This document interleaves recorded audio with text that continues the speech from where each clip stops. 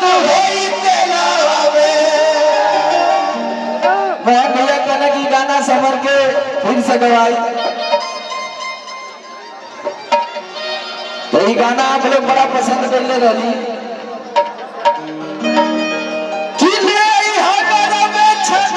तू होई तेला आवे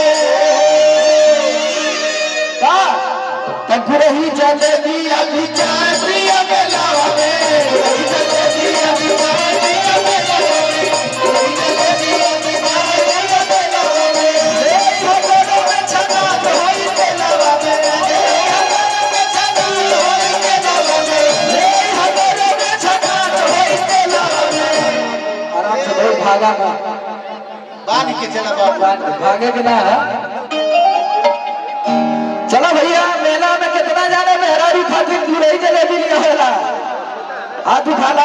सब कंजूस बना नहीं सब दिलदार होंगी। सब कंजूस है लेकिन एकदम शांत हो जाते सब हमारे भाई हो कुछ दिलदार होगा हो भैया सही ना। जरा एक बार दिलदारी दिखाइए बढ़िया से। वाला देखा बहुत बहुत धन्यवाद। आप लोग रहिए आप लोग यही रहिए भाई बहुत पीछे आप लोग पीछे कोई नहीं आएगा। जाओ उधर पीछे जाओ पीछे आप लोग देखो भाई आगे ना है ना। चलो हमारे साथ नाच के गवा लगा। अरे किले हगोरो में छना तू होई तेलावा में नाच के रही जलेबी अभी चाय पिया बेलावा में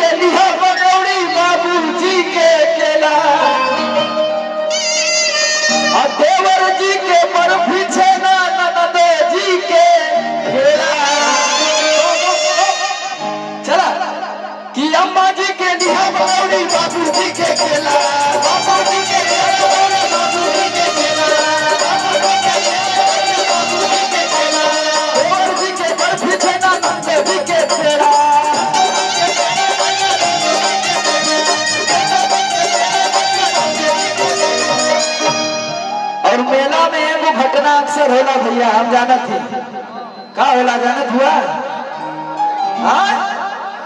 अरे की जबवा बचैले रही है फिरी आके रेला।